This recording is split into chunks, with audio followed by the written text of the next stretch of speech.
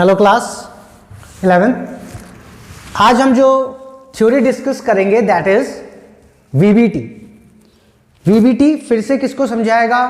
Shape को भी समझाएगा, specially किसको समझाएगा? फॉर्मेशन ऑफ मॉलिक्यूल, कि कैसे कोई एटम्स मिलकर how do they form molecule, आखिर मॉलिक्यूल बनता कैसे है। और ये जो थ्योरी है वीबीटी, जिस is called valence bond theory, इसका मेजर एम्फेसिस अगर आप देखेंगे तो वो किस पर रहता है? On the valence electron. ये थ्योरी जो भी एक्सप्लेनेशन देती है वो किसके बेसिस पर देती है? That is on the basis of valence electrons, means the electrons present in valence shell, the electron present in outermost shell. Now let's start. अब हम इसकी थ्योरी के देखते हैं कि क्या क्या पॉइंट्स हैं, क्या एक्सप्लेनेशन दे रही है। ठीक है, first of all given by Hitler and London, ठीक है, 1927 में दिया था इन्होंने। इसके मेन पोस्टुलेट्स क्या हैं? Atoms do not lose their identity even after the formation of molecule. मतलब कोई जो एटम्स मिलकर मॉलिक्यूल बना रहे हैं, कोई भी हो सकते हैं, H2, Cl2, O2, H2O, HCl, कुछ भी, ठीक है, कोई भी एटम्स जो मिलकर, ठीक है, क्या बना रहे हैं? मॉलिक्यूल बना रहे हैं। ठीक है, ऑब्वियस बात है, ये थ्योरीज कहीं ना कहीं कोवलेंट बॉन्डिंग को ही एक्सप्लेन करती हैं। ठीक है, तो जब वो मॉलिक्यूल बनाते हैं तो वो एटम्स जो हैं मॉलिक्यूल बनने से पहले और मॉलिक्यूल बनने के बाद, दोनों केसेस में वो अपनी आइडेंटिटी लूज नहीं करते, वो अपनी आइडेंटिटी लूज नहीं करते हैं। फॉर एग्जाम्पल अगर हम देखें, जैसे मैंने एग्जाम्पल के लिया H2, तो हाइड्रोजन क्या होगा? ठीक है, न्यूक्लियस और एक इलेक्ट्रॉन। ठीक है, ये एक हाइड्रोजन हो गया, न्यूक्लियस, और ये एक और इलेक्ट्रॉन। अब ये दोनों मिलकर, ये H, हाइड्रोजन और हाइड्रोजन मिलकर क्या बना रहे हैं? H2। तो क्योंकि कोवलेंट बॉन्डिंग हो रही है तो इनकी ओवरलैपिंग होगी। ठीक है, ओवरलैपिंग के कॉन्सेप्ट को भी हम अभी इसी लेक्चर में स्टडी करेंगे। ठीक है, ओवरलैपिंग होकर ये दोनों इलेक्ट्रॉन इसमें आ जाएंगे, शेयरिंग हो जाएगी जिसे हम कहते हैं। ठीक है, तो ये क्या बन गया? H2 बन गया। लेकिन अभी भी ये हाइड्रोजन और ये क्या है? हाइड्रोजन, यानी शेयरिंग हो गई, बॉन्डिंग हो गई, मॉलिक्यूल बन गया, लेकिन एटम्स अपनी आइडेंटिटी को लूज नहीं किया है। उन्होंने सिर्फ क्या किया है? उन्होंने सिर्फ वैलेंस इलेक्ट्रॉन्स को शेयर किया है। क्या किया है? वैलेंस इलेक्ट्रॉन्स को शेयर किया है, और शेयर करके क्या करा है? एक दूसरे को स्टेबल बनाया है और एक मॉलिक्यूल की फॉर्मेशन की है, एक मॉलिक्यूल की फॉर्मेशन की है। तो बनने से पहले बॉन्ड और बॉन्ड बनने के बाद भी, ठीक है, वो अपनी आइडेंटिटी को लूज नहीं करते। ठीक है, अगर मैं इसको लिखूंगा तो मुझे कैसे लिखना पड़ेगा? H single bond H। तो एटम्स किसके हैं? अभी भी हाइड्रोजन की। किसके हैं? हाइड्रोजन के। दो इलेक्ट्रॉन शेयर हो रहे हैं तो ऑब्वियस बात है सिंगल बॉन्ड बनेगा। Second point, during the formation of bond only valence electron lose their identity. सिर्फ कौन अपनी आइडेंटिटी लूज करता है? Valence electron. क्यों? क्योंकि वो शेयरिंग में काम आ जाते हैं। क्यों? क्योंकि वो शेयरिंग में काम आ जाते हैं। Others remain unaffected. अदर्स जो होंगे वो कैसे रहेंगे? अनअफेक्टेड रहेंगे, उन पर कोई फर्क नहीं पड़ेगा। ठीक है, सिर्फ कौन से एटम्स इलेक्ट्रॉन्स ऐसे हैं? वैलेंस इलेक्ट्रॉन्स, जो क्या कर होगा जिनके साथ वो अपनी आइडेंटिटी लूज करेंगे because they have gone for sharing, वो शेयरिंग में इन्वॉल्व हो गए। जबकि अंदर वाले जो हैं उनको इस बात से कोई फर्क नहीं पड़ेगा। इसको भी हम चाहे तो एग्जाम्पल से समझ सकते हैं। ठीक है, अगर मैं एग्जाम्पल लेता हूं, सपोज कीजिए Cl2, ठीक है, दैट इज Cl2। ठीक है, तो यहां पर जो दो एटम्स हैं वो किसके हैं? Cl के हैं। ठीक है, दैट इज 287 और 287। ठीक है, अब यहां पर एक एक इलेक्ट्रॉन ये आपस में क्या करेंगे? शेयर करेंगे, आपको मालूम है। तो इसमें जो एक एक इलेक्ट्रॉन काम आएगा, ठीक है, जैसे ये एक Cl, ये एक Cl, इन्होंने आपस में एक एक इलेक्ट्रॉन शेयर करके ये बॉन्ड बना लिया। लेकिन अंदर के बाकी के जो इलेक्ट्रॉन हैं, जैसे 2, 8 जो फर्स्ट शेल में है, सेकंड शेल में है, और थर्ड शेल में भी जो बाकी के 6 इलेक्ट्रॉन है उन पर कोई फर्क नहीं पड़ेगा। बस वो जो एक एक इलेक्ट्रॉन शेयर हुआ है, वो जो एक एक इलेक्ट्रॉन शेयर हुआ है उस पर फर्क पड़ेगा, बाकी पे कोई फर्क नहीं पड़ेगा। अंदर वाली शेल्स का तो कोई लेना देना है ही नहीं, क्योंकि सिर्फ कौन पार्टिसिपेट कर रहा है, वैलेंस इलेक्ट्रॉन्स पार्टिसिपेट कर रहे हैं, that is electron present in outer most shell. ठीक है, तो ये वाले कैसे रहेंगे, अनइफेक्टेड। कैसे रहेंगे बाकी के, अनइफेक्टेड। सिर्फ जो एक एक इलेक्ट्रॉन, आपको मालूम है जो एक एक इलेक्ट्रॉन पार्टिसिपेट कर रहा है वो शेयरिंग में आ जाएगा। ठीक है, जैसे कि आप देख सकते हैं। ठीक है, इसका थोड़ा सा मैं यहाँ डिटेल बना देता हूँ। ठीक है, ये आपके शेयरिंग में आ गए। ठीक है, इसके आउटर मोस्ट शेल में कितने थे, 7, 1 2 3 4 5 6 और एक ये 7। इसकी भी आउटर मोस्ट शेल में 1 2 3 4 5 6 7, तो इन दोनों के 8 हो गए। तो इनका तो कोई काम ही नहीं हुआ, लोन पेयर्स की तरह रह जाएंगे, ये बॉन्ड पेयर की तरह रह जाएंगे, और ये 2 और 8 तो कहीं काम आ ही नहीं रहे, तो इन पे कोई इफेक्ट होना ही नहीं है। ठीक है, तो कौन अपनी आइडेंटिटी लूज करता है, सिर्फ वैलेंस इलेक्ट्रॉन अपनी आइडेंटिटी लूज करते हैं, बाकियों पे कोई इफेक्ट नहीं पड़ता। Third point, the bond is form due to interaction of valence electron. मालूम है, एज एटम्स कम क्लोजर, जैसे जैसे एटम्स क्या होते हैं, पास आते हैं, तो वैलेंस इलेक्ट्रॉन्स, ठीक है, जैसे ये आउटर मोस्ट शेल है, ये आउटर मोस्ट शेल है, एटम्स धीरे धीरे पास आते हैं। ठीक है, और वैलेंस इलेक्ट्रॉन क्या हो जाते हैं, शेयर हो जाते हैं। क्या हो जाते हैं, शेयर हो जाते हैं। इस चीज को अभी अपन ग्राफिकली भी समझ के देखेंगे पूरा। Fourth point, the stability of bond is accompanied by the fact that energy is released. Energy क्या हो रही है, रिलीज। अब आपको मालूम है एनर्जी रिलीज होगी तो क्या होगा, एनर्जी कम हो जाएगी। एनर्जी कम हो जाएगी तो स्टेबिलिटी क्या हो जाएगी, बढ़ जाएगी। एनर्जी कम, स्टेबिलिटी ज्यादा, मिनिमम एनर्जी, मैक्सिमम स्टेबिलिटी। तो स्टेबिलिटी ऑफ बॉन्ड जो होता है वो किससे अकम्पेन्ड होता है, bye the fact that energy is release, कि जब बॉन्ड बन रहा है तो एनर्जी रिलीज हो रही है, और एनर्जी जितनी कम होगी आपको मालूम है स्टेबिलिटी उतनी ज्यादा होगी। The molecule has minimum energy at certain distance. Molecule जो बनेगा उसकी हमको मिनिमम एनर्जी तक पहुंचना है, क्योंकि हम मिनिमम एनर्जी तक पहुंचेंगे तो हम मैक्सिमम स्टेबिलिटी तक पहुंचेंगे।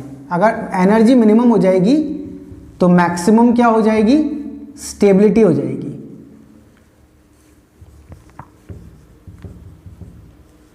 ठीक है, तो हमारे को मॉलिक्यूल जो है, ठीक है, वो एक दूसरे के पास पास आएंगे और एक जगह ऐसी होगी जहां उनकी एनर्जी क्या होगी, मिनिमम, तो स्टेबिलिटी क्या होगी, मैक्सिमम।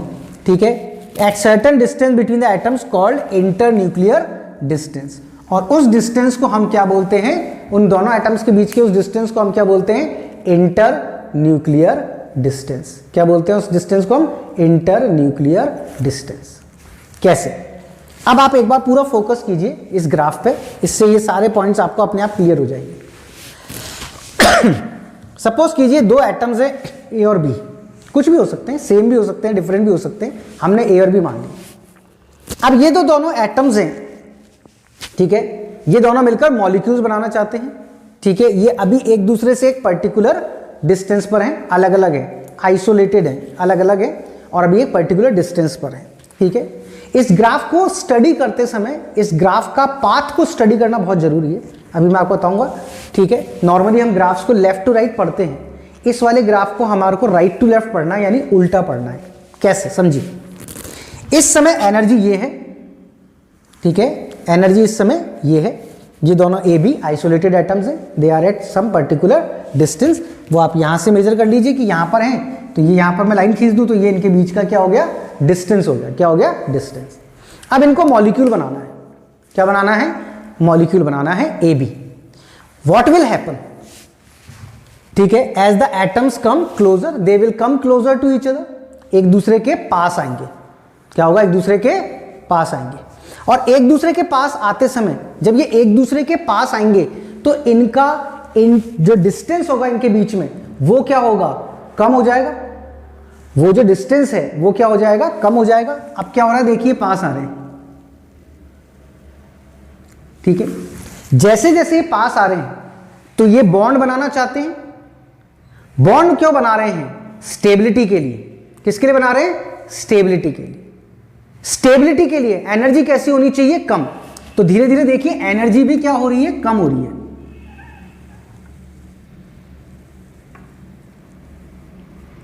यहां तक आ गई। पहले एनर्जी ये थी यहां पर, ठीक है, अब ये कम होते होते यहां पर आ गई। ये इसकी क्या हो गई, मिनिमम एनर्जी हो गई। क्या हो गई, मिनिमम एनर्जी। इससे नीचे नहीं जा रही ना, ये यहां पर लास्ट आया। तो इस जगह पर क्या होगा आपका,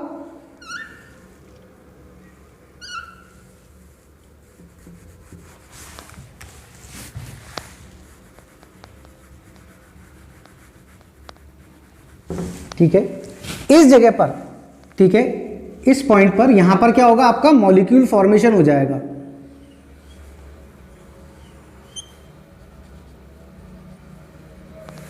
बन गया, ठीक है, यहां पर आपका क्या हो गया, मॉलिक्यूल फॉर्मेशन हो गया।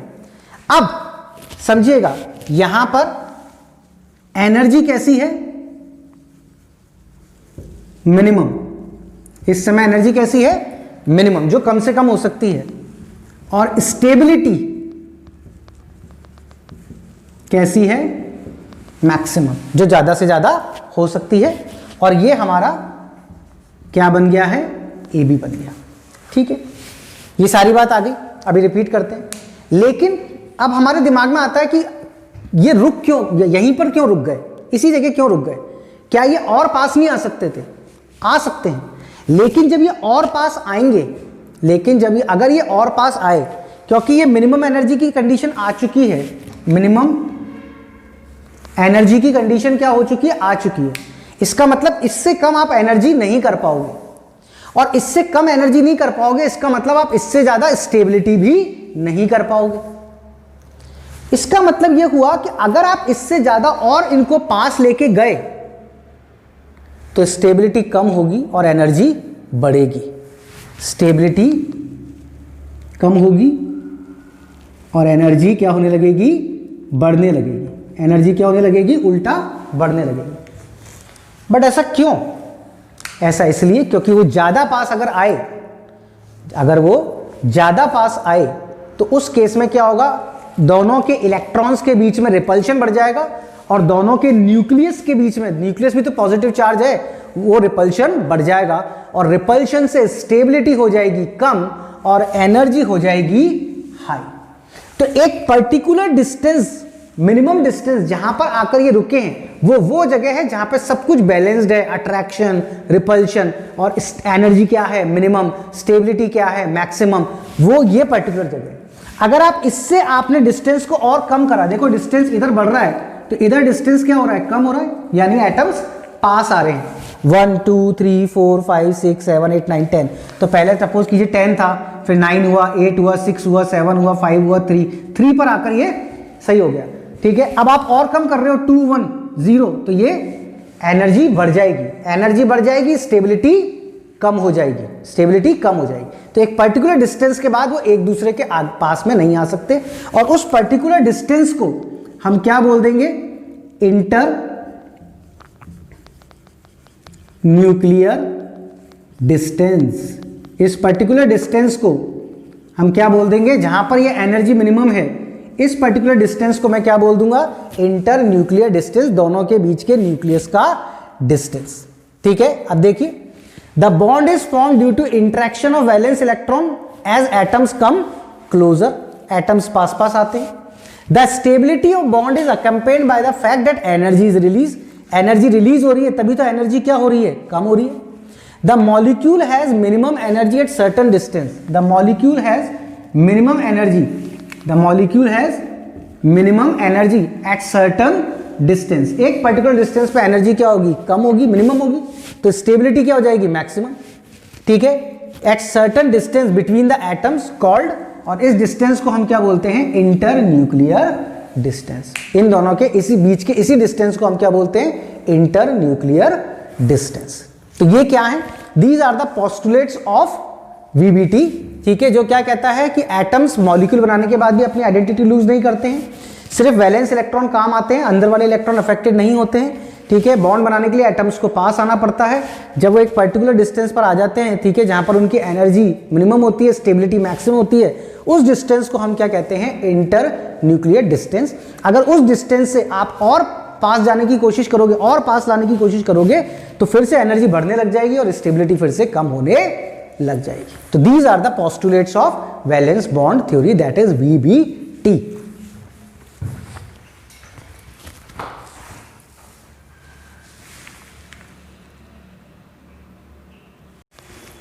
Now comes the orbital overlap concept of covalent bonding, कि जब कोवलेंट बॉन्ड बनता है तो ऑर्बिटल्स आपस में क्या करते हैं, ओवरलैप करते हैं।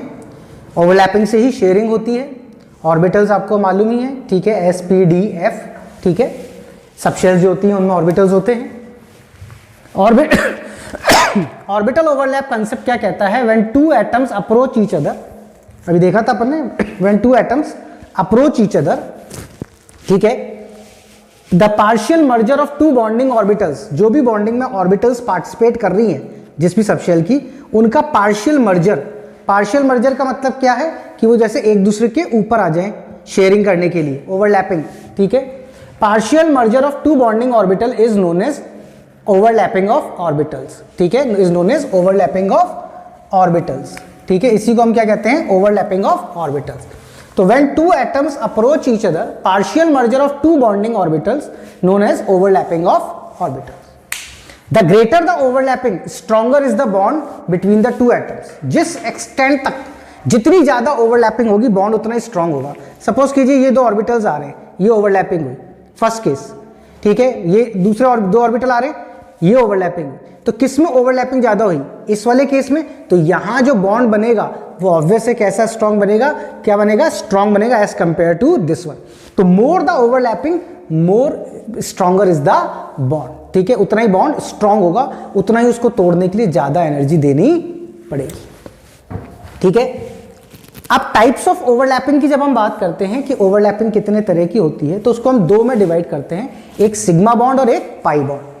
सिग्मा बॉन्ड और पाई बॉन्ड दो तरह के बॉन्ड हैं। सिग्मा बॉन्ड को हम इस तरीके से दिखाते हैं और पाई बॉन्ड को पाई के फॉर्मेट में दिखाते हैं, ठीक है।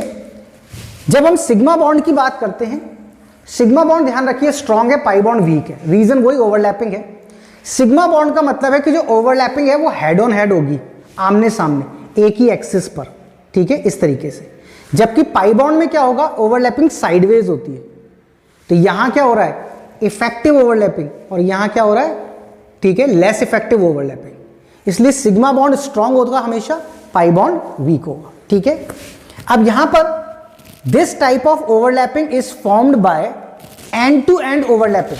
एंड टू एंड मतलब बिल्कुल आमने सामने से, end to end overlapping of orbitals along internuclear axis, एक ही एक्सिस पर दोनों एटम्स जो आ रहे हैं वो किस पर आएंगे, एक ही एक्सिस पर।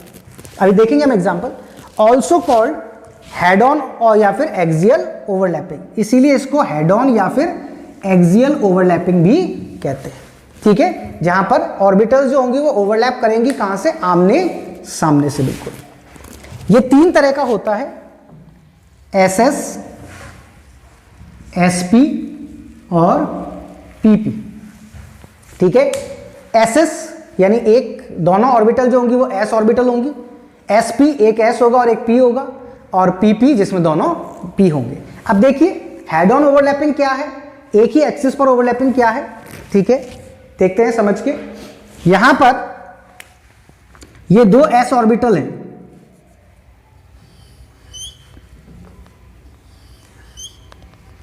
ठीक है, और इनके बीच में क्या हो रहा है, ओवरलैपिंग हो रही है, ये ओवरलैपिंग हुई, ठीक है, हेड ऑन बिल्कुल आमने सामने से एक ही एक्सिस पर, देखिए, ठीक है, एक ही एक्सिस पर। तो क्योंकि यहां पर दोनों s ऑर्बिटल्स ओवरलैप कर रहे हैं इसलिए इसको हम SS ओवरलैपिंग कहते हैं। ऑन द अदर हैंड अगर हम SP ओवरलैपिंग देखें तो यहां पर किसमें क्या बना, यहां पर सिग्मा बॉन्ड, सब में क्या बनेगा, सिग्मा बॉन्ड। SP ओवरलैपिंग में एक मेरे पास S है और एक मेरे पास P है, ऑब्वियस बात है, एक S और एक P, ठीक है। यहां पर दोनों S थे, यहां पर एक S है और एक P है।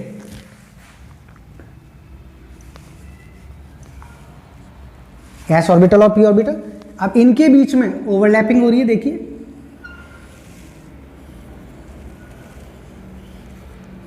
ठीक है, हेड ऑन हेड ओवरलैपिंग हुई है, ठीक है, और एक ही एक्सिस पर, किस पर, एक ही एक्सिस पर, आप देख सकते हैं जैसे ये एक ही एक्सिस पर, ठीक है। तो यहां पर भी हेड ऑन हेड ओवरलैपिंग हुई है, एक्सियल ओवरलैप हुआ है और क्या बना है, सिग्मा बॉन्ड। जब मैं पीपी की बात करता हूं तो यहां पर मेरे पास क्या होंगे, 2 पी होंगे, देखिए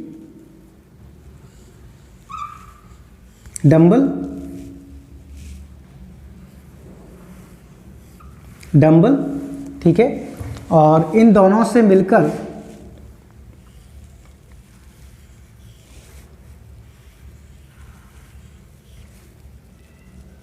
ये हेड ऑन हेड ओवरलैपिंग हो गई। क्या हो गया, हेड ऑन हेड ओवरलैपिंग हो गई ऑन द सेम एक्सिस, सही है।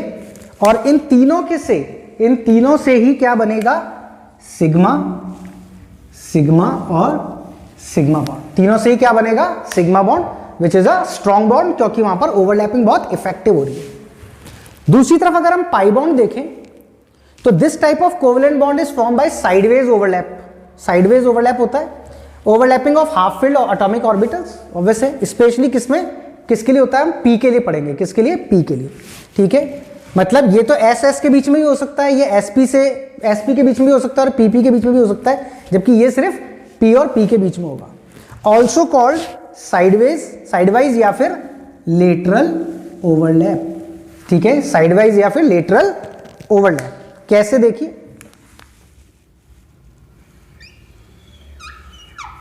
ये एक पी ऑर्बिटल है,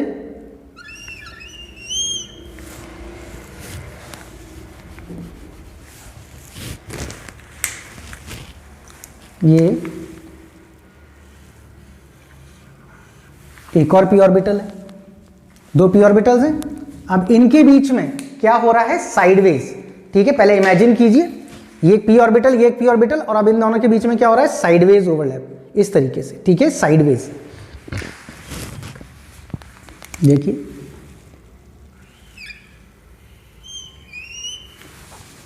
ठीक है। इसको हम चाहें तो इसके ऊपर से भी बना सकते हैं ऐसे,